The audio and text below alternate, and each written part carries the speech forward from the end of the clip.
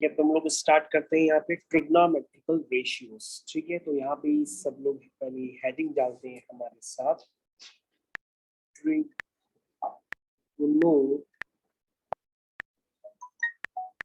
Trigno हो गया, trigonometrical trigonometrical ratios. तो ये है बच्चों आपके चैप्टर का नाम ट्रिग्नोमेट्रिकल रेशियोज। ठीक है, और ये चैप्टर है क्लास 9th। तो बच्चों ये क्लास 9th का चैप्टर है। सबसे पहले हम लोग यहाँ पर इसके कुछ क्वेश्चंस करने वाले हैं। तो बच्चों यहाँ पर हम लोग क्वेश्चंस करने के लिए स्टार्ट करने वाले हैं। ये है आपका क्लास 9। ठीक है, स्टार्ट करते हैं बच्चों। यहाँ पे सबसे जो पहला क्वेश्चन है वो है क्वेश्चन सेकंड। क्वेश्चन सेकंड का बेटा कौन सा पार्ट है? क्वेश्चन सेकंड का बी पार्ट है। तो बच्चों क्वेश्चन सेकंड का एक ए पार्ट है, एक बी पार्ट है। जैसा कि बच्चे ये कह रहे हैं कि बी पार्ट सर आपको बताना है, तो बी पार्ट के लिए जो डायग्राम यूज हो रहा है वो डायग्राम है 2 वाला। तो डायग्राम 2 पहले सबसे पहले बच्चों हम लोग बना लेते हैं। डायग्राम 2 बच्चों जब सब लोग बनाएंगे तो ये डायग्राम 2 आपकी स्क्रीन पे बन करके तैयार हो रहा है। ये है बच्चों डायग्राम 2 आपका। सबसे पहले इस डायग्राम में बच्चों जो जो बातें बनी है उसको हम लगा लेते हैं। ये एंगल है आपका x, ये साइड है 13, ये साइड है 5, ये एंगल है y, और ये कंप्लीट साइड है 21। कंप्लीट साइड क्या है? तो ये पूरी साइड बच्चों 21 है। ठीक है, और ये साइड है बच्चों 30। क्या यहाँ तक सबको क्लियर हो गया? और ये साइड है बच्चों 5। ठीक है, तो मेरे ख्याल से यहाँ तक सभी को क्लियर हो गया। 5, 13, 21 x। अब बच्चों हम लोग एंगल्स लिख लेते हैं। ये एंगल ए, बी, डी और ये हो गया सी। यहाँ तक के सारे टर्म्स बच्चों हम लोग ने क्लियर कर दिए। अब ध्यान से देखो बच्चों, 5, 13, क्या बच्चों ये वाली साइड आप बता सकते हैं पाइथागोरस थ्योरम से? बच्चों ध्यान से देखिए, हम एक ट्रायंगल कंसीडर कर लेते हैं और उस ट्रायंगल का नाम है एडीसी। देखिए सबसे पहले इन ट्रायंगल एडीसी लिखा आपने। ट्रायंगल एडीसी में एंगल डी के सामने क्या है? ध्यान से देखिए, 90 डिग्री के सामने बच्चों क्या होता है? हाइपोटेनियस। क्या होता है? हाइपोटेनियस। तो बच्चों ये आप लिख सकते हैं कि हाइपोटेनियस का स्क्वायर, हाइपोटेनियस इज एसी, तो हाइपोटेनियस का square is equal to DC का स्क्वायर प्लस एडी का स्क्वायर। तो बच्चों इसको हम लोग पाइथागोरस थ्योरम कहते हैं। तो ये हो गया 13 square is equal to 5 square plus AD square. और बच्चों जो लोग स्मार्ट होते हैं वो पहले से ही जानते हैं कि 13, 5 और 12 का एक ट्रिपलेट होता है। बाय द वे आज आपके बाद उसको याद रखेंगे। 13 का स्क्वायर 169, 5 का स्क्वायर 25 प्लस एडी स्क्वायर। तो बच्चों यहाँ से एडी स्क्वायर हो जाएगा 169 माइनस 25। ठीक है, तो एडी स्क्वायर हो गया बच्चों 144। तो एडी बच्चों यहाँ से आ जाएगा स्क्वायर रूट ऑफ 144, और स्क्वायर रूट ऑफ 144 क्या होता है बच्चों? 12 होता है। तो ये साइड हो गई बच्चों 12। तो बच्चों अब आपको हमेशा याद रखना होगा कि हमेशा 5, 12 और 13 का ट्रिपलेट होता है। ये देखो, ये 5 हो गया, ये 12 हो गया और ये 13। 5, 12, 13 का एक ट्रिपलेट होता है जिसे आपको क्या करना है? याद रखना है वैसे भी। अब बच्चों यहाँ पर पूछा गया है पहला पार्ट, 12 के बी का फर्स्ट पार्ट है। उस फर्स्ट पार्ट में आपसे पूछा गया है कि बताओ भाई tan x क्या होगा। क्या पूछा गया है? tan x। तो बच्चों सबसे पहले देखो x कहाँ पर बना है। सबसे पहले देखो x कहाँ पर है। तुम देखोगे सर ये है x। सब बच्चे ध्यान दें, ये है सर बच्चों एंगल क्या है? ये वाला एंगल क्या है? x। तो बच्चों जहां पर एंगल बनता है तो पहले वो देखो ट्रायंगल कौन सा है। ध्यान से देखो वो ट्रायंगल कौन सा है। तो तुम कहोगे सर ट्रायंगल तो ये वाला है। तो उस ट्रायंगल में ये एंगल x हो गया। समझ में आया? तो बच्चों फिर से वो ट्रायंगल में प्लॉट कर रहा हूं, आपको वो एंगल देखना है x का है, 90 देखना है कहां पर है। तो बच्चों 90 के सामने क्या होता है? 90 के सामने होता है हाइपोटेनियस। क्या होता है? हाइपोटेनियस। तो बच्चों आप हाइपोटेनियस अगर पहचान गए हैं तो हाइपोटेनियस जरा डिफाइन करिए। ये आपका ट्रायंगल है जिसको मैंने अलग से दोबारा बना दिया है क्योंकि आप पहली बार पढ़ रहे होंगे, तो मैंने इसको इंडिकेट किया, ये x है, ये 13 है और यही क्या है बच्चों? हाइपोटेनियस। तो हाइपोटेनियस के साथ ध्यान से देखिए बच्चों, आपको पहचानना होगा 90 के सामने हाइपोटेनियस होता है। और ध्यान से देखो जहां पर बच्चों एंगल का फॉर्मेशन होता है ध्यान से देखो, जहां पर एंगल का फॉर्मेशन होता है जस्ट उसके सामने वाले को हम क्या कहते हैं, परपेंडिकुलर। क्या कहते हैं, परपेंडिकुलर। बच्चों आपको ध्यान देना होगा, इसको हम लोग कहते हैं परपेंडिकुलर। क्या कहते हैं, परपेंडिकुलर। हाइपोटेनियस, परपेंडिकुलर, और उसके बाद क्या हो गया, ये हो गया बेस। तो हाइपोटेनियस, परपेंडिकुलर और बेस, तो ये बच्चों हो गया बेस और ये हो गया परपेंडिकुलर। तो बच्चों ये आपको पहचानने की आदत हर बार रखनी होगी ट्रायंगल में। अगर इसको पहचान जाते हैं तो उसके बाद क्वेश्चन बहुत आसान हो जाता है। ठीक है, चलिए स्टार्ट करते हैं। सर यहाँ पे आपने यहाँ 90 डिग्री बनाया, यहाँ पे यहाँ 90 डिग्री। तो बच्चों चाहे यहाँ पे 90 डिग्री लिखिए चाहे यहाँ पे 90 डिग्री लिखिए, बात एक ही है, क्योंकि ये एंगल्स क्या होते हैं, ये एंगल्स सप्लीमेंट्री एंगल्स होते हैं, इनका सम होता है 180। तो एक तरफ 90 होगा तो दूसरी तरफ भी 90 होगा। मेरे ख्याल से समझ गई अक्षिता? सर अर्शिता। अर्शिता, तो tan x क्या हुआ बेटा, tan x, tan की वैल्यू होती है, tan होता है परपेंडिकुलर अपॉन बेस। तो बच्चों परपेंडिकुलर इसमें क्या है 5 और बेस क्या है 12। तो tan x की वैल्यू कितनी हो गई 5 अपॉन 12। तो बच्चों आपको पहचानना होगा जो tan थीटा होता है वो होता है परपेंडिकुलर अपॉन बेस। तो 5/12 इसकी वैल्यू है। उसके बाद बच्चों आपसे पूछा गया सेकंड पार्ट में cos y। cos क्या होता है बच्चों, cos y, cos होता है बेस अपॉन हाइपोटेनियस। अब बच्चों मैं बहुत देर तक नहीं बताऊंगा, मैंने बताया कि हाइपोटेनियस अब आपको खुद पहचानना पड़ेगा जिस ट्रायंगल में y बना है।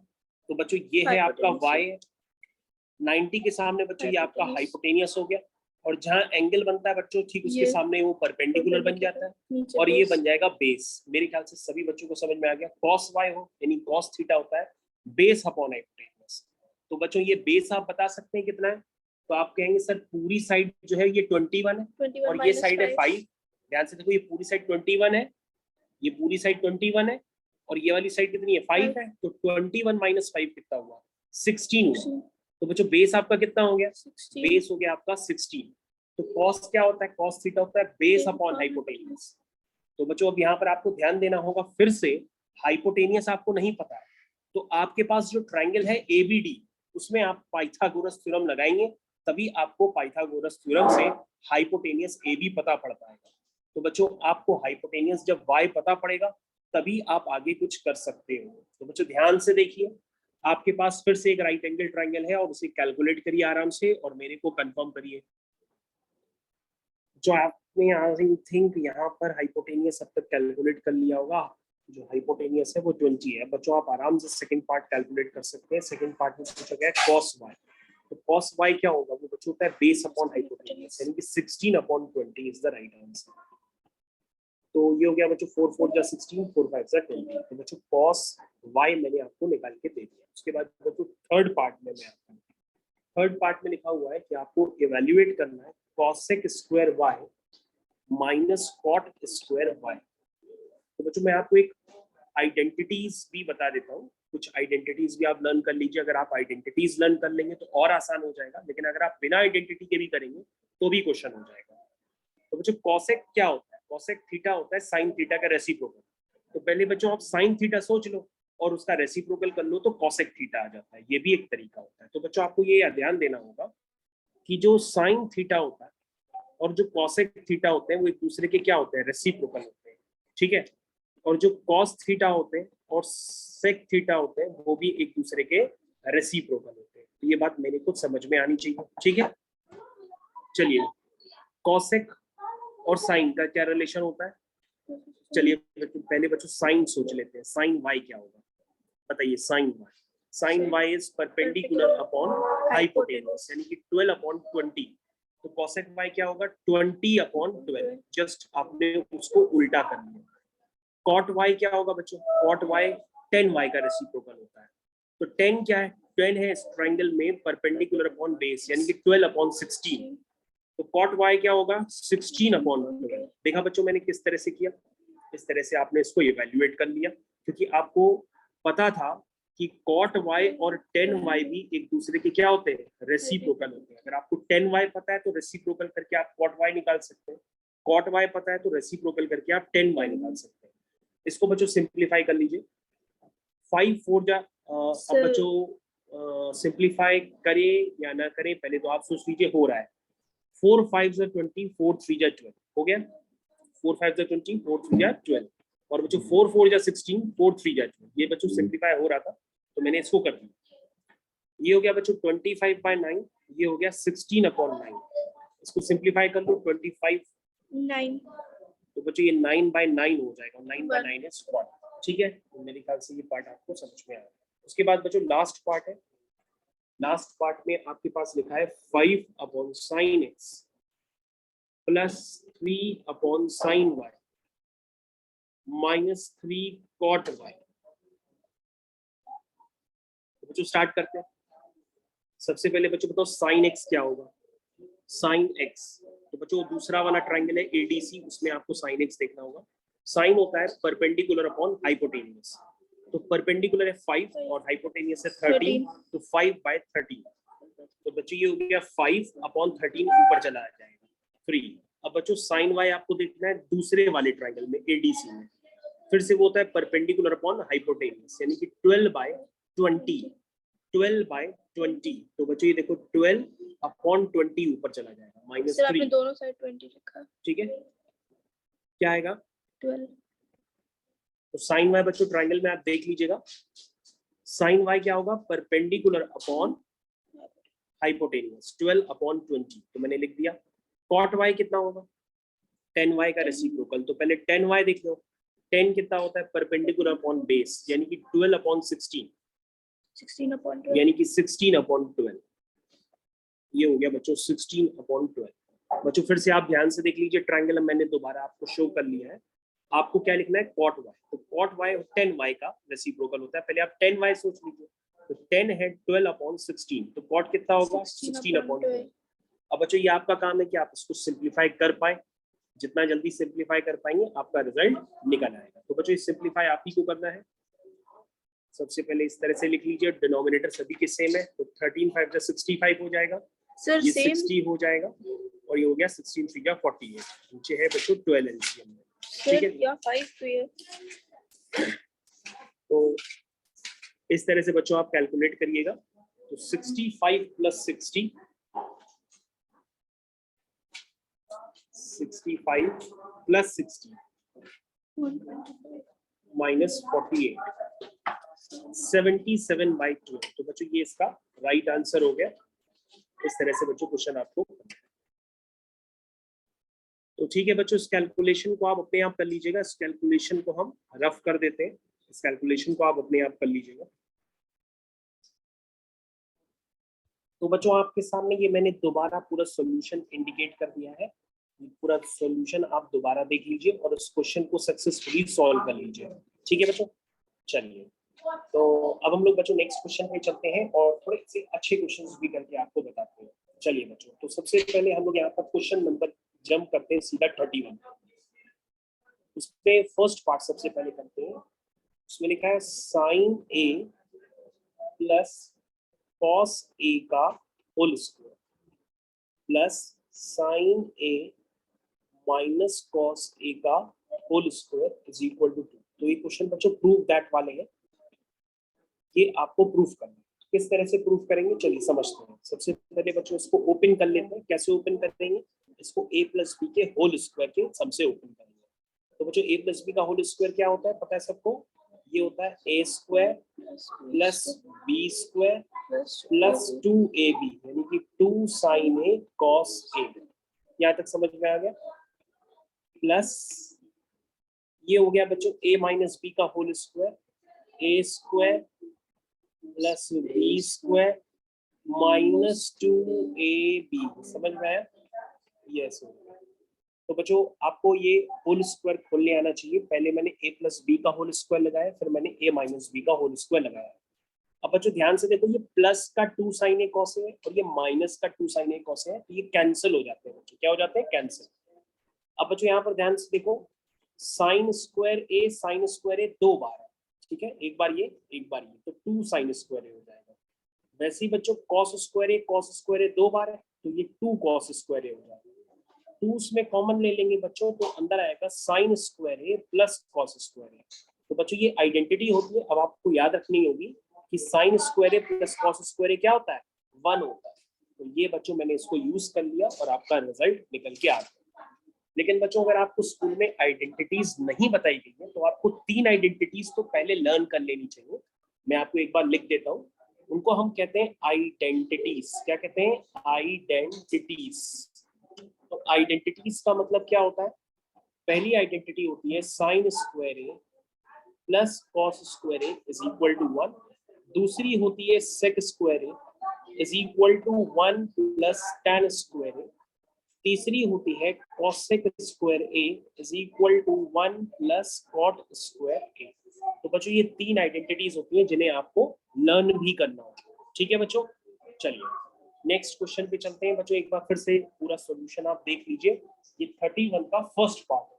अब हम लोग 31 के सेकंड वाले पार्ट की तरफ चलते हैं। ये बच्चों सेकंड वाले पार्ट पे आ गए हम लोग। उसमें लिखा है cot square A minus 1 upon sine square A plus 1 is equal to 0। ये बच्चों हमें प्रूफ करना है कि लेफ्ट हैंड साइड 0 हो जाएगा। चलिए स्टार्ट करते हैं। ये भी बच्चों प्रूफ दैट का है। तो cot square A minus 1 upon sine square A. तो बच्चों एक काम कर लो, सबसे पहले 1 अपॉन साइन को हम लोग कहते हैं कॉसेक। याद करो बच्चों, मैंने बताया था कि साइन का रेसिप्रोकल क्या होता है? कॉसेक। तो 1 अपॉन साइन स्क्वायर क्या हो जाएगा? Cosec square. समझ में आता है बच्चों?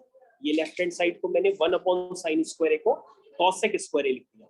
और बच्चों मैंने आपको बताया था कि आपके पास आइडेंटिटी होती है। आइडेंटिटी देखो दोबारा स्क्रीन पे दिख रही है सभी बच्चों को, उसको यूज कर लीजिए। क्या आइडेंटिटी बताई थी कि कॉसेक स्क्वायर किसके इक्वल होता है? 1 प्लस कॉट स्क्वायर। क्या बच्चों समझ में आया? मैंने आइडेंटिटी यूज कर ली कि कॉसेक स्क्वायर क्या होता है? 1 प्लस कॉट स्क्वायर। अब बच्चों उसको हम लोग सिंप्लीफाई कर लेंगे। बच्चों जब हम लोग उसको सिंप्लीफाई करेंगे तो आपका रिजल्ट आपके पास आ जाएगा। कैसे आएगा?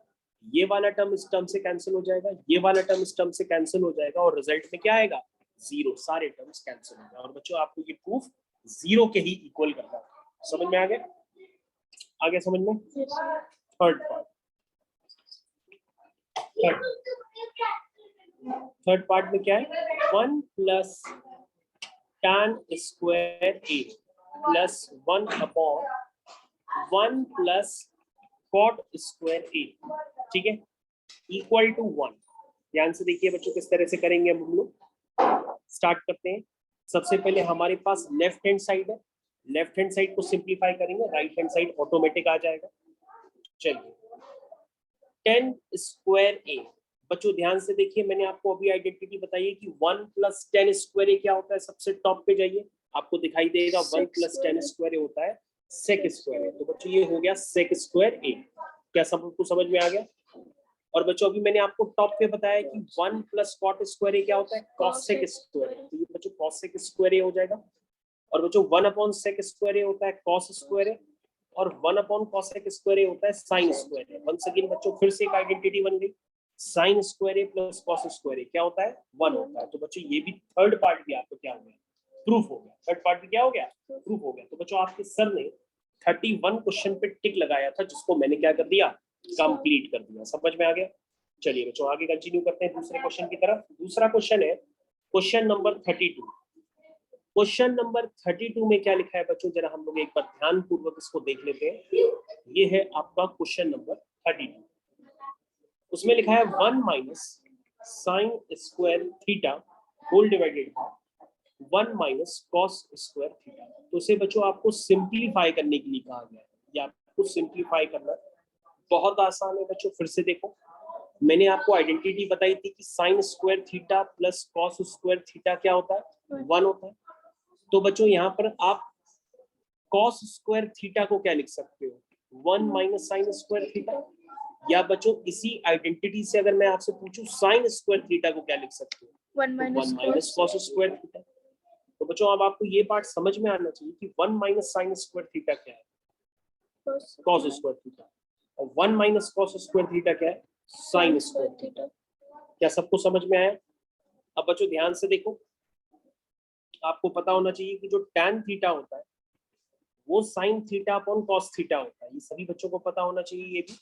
और जो कॉट थीटा होता है वो cos theta upon sine theta होता है। ये भी बच्चों को आपको पता होना चाहिए। तो बच्चों ये जो स्क्वायर रूट के अंदर है वो है cos theta upon sine theta का स्क्वायर लिखा हुआ है, क्योंकि ऊपर भी स्क्वायर है नीचे भी स्क्वायर है, इसको इस तरह से हम लिख सकते हैं cos theta upon sin theta का होल स्क्वायर, ऐसे हम लिख सकते हैं, ऊपर भी स्क्वायर है नीचे भी स्क्वायर है। cos theta upon sin theta क्या हो जाता है, cot थीटा, क्या हो जाएगा cot थीटा। तो बच्चों ये बन जाएगा cot स्क्वायर थीटा, जो स्क्वायर है, और ये बाहर निकल के हो जाएगा cot थीटा। तो बच्चों इसको सिंप्लीफाई करने पर रिजल्ट निकल के आएगा cot थीटा, क्या आएगा cot थीटा। मेरे ख्याल से सभी बच्चों को बहुत अच्छे से समझ में आ गया है। जो आपके सामने नेक्स्ट क्वेश्चन आ गया है, इसमें लिखा है in a right angle triangle it is given that angle A is an acute angle and tan A is equal to 5/12, find cos A cosec A minus cot A। तो सबसे पहले बच्चों हम एक ट्रायंगल बना ही लेते हैं। ये आपका एक राइट एंगल ट्रायंगल का फॉर्मेशन आपकी स्क्रीन पे हो गया। ट्रायंगल का फॉर्मेशन होते ही उसमें कहा गया है जो A है वो एक्यूट एंगल है, तो बच्चों 90 से छोटा मैंने एक एंगल ले लिया और इस ट्रायंगल का नामकरण कर दिया है ABC। ठीक है बच्चों, अब ध्यान से देखिए बच्चों, इसमें tan A आपको दिया है 5/12, तो मेरे ख्याल से tan A अगर 5/12 है तो 10 क्या होता है, 10 होता है परपेंडिकुलर अपॉन बेस। तो बच्चों 90 के सामने हो गया हाइपोटेनियस, और जो एंगल होता है जैसे यहाँ पर एंगल A है तो इसके सामने क्या होगा परपेंडिकुलर, और एक हो जाएगा बेस। मेरे ख्याल से सबको समझ में आ गया। तो tan A बच्चों क्या दिया है परपेंडिकुलर अपॉन क्या होता है बेस। तो परपेंडिकुलर क्या हो गया 5, बेस कितना हो गया 12। तो बच्चों मैंने बताया था ट्रिपलेट होता है 5, 12 और 13 का। तो ट्रिपलेट से आपने AC यानी हाइपोटेनियस निकाल लिया। तो बच्चों आपको फर्स्ट पार्ट तो हो गया। फर्स्ट पार्ट क्या हो गया cos A, cos क्या होता है बेस अपॉन हाइपोटेनियस, यानी कि 12 अपॉन 13, 12 अपॉन 13, समझ में आ गया। उसके बाद बच्चों सेकंड पार्ट है आपका cosec A minus cot A। तो cosec क्या होता है साइन का रेसिप्रोकल, साइन क्या होता है परपेंडिकुलर ऑफ हाइपोटेनियस, यानी 5/13 का रेसिप्रोकल 13 अपॉन 5। cot 10 का होता है, 10 क्या होता है बच्चों 5/12 यानी परपेंडिकुलर अपॉन बेस, तो ये हो जाएगा 12 अपॉन 5। तो बच्चों 13 माइनस 12 यानी कि 1/5। बच्चों आंसर आ गया। और बच्चों आपको एक बात का और भी ख्याल देना होता है, वैसे तो आपके टीचर आपसे कुछ नहीं कहेंगे, लेकिन जो टीचर इसको सही ढंग से स्कूल में पढ़ाएगा तो उसमें वो टीचर कुछ चेंजेस करेगा। चेंजेस ये कहता है कि हर टीचर बताता है कि अगर tan A 5/12 है तो ये बच्चों रेशियो होता है 5/12। तो रेशियो मान लो मेरी और अर्शिता की एज का रेशियो 5:12 है, तो उसका मतलब ये थोड़ी नहीं कि पंकज जी 5 साल के हैं और अर्शिता 12 साल की है, ऐसा मतलब थोड़ा होगा। हमारी दोनों की उम्र का रेशियो 5:12 है। हो सकता है हमारी और इसकी उम्र का रेशियो 20:40 भी हो, है ना। तो 20:40 का मतलब क्या होता है 1:2 होता है। तो इसका मतलब 20:40 का मतलब 1:2 है। तो अगर हम 1:2 को कहें या 20:40 को कहें तो बात तो एक ही होती है। तो बच्चों ये रेशियोज होते हैं। तो रेशियोज के केस में अगर आपको कोई टीचर सही पढ़ाएगा तो बेसिकली वो ऐसे लिखेगा, इसको लिख देगा 5K, इसको लिख देगा 12K, इसको लिखेगा 13K। आंसर वही होगा बच्चों, क्योंकि K से क्या हो जाता है कैंसिल हो जाता है, K से K क्या हो जाता है कैंसिल हो जाता है। तो बच्चों आंसर वही आता है, इसलिए आपको घबराने की जरूरत नहीं है। अगर आप लिखना चाहें तो साथ में K को भी ऐड कर सकते हैं।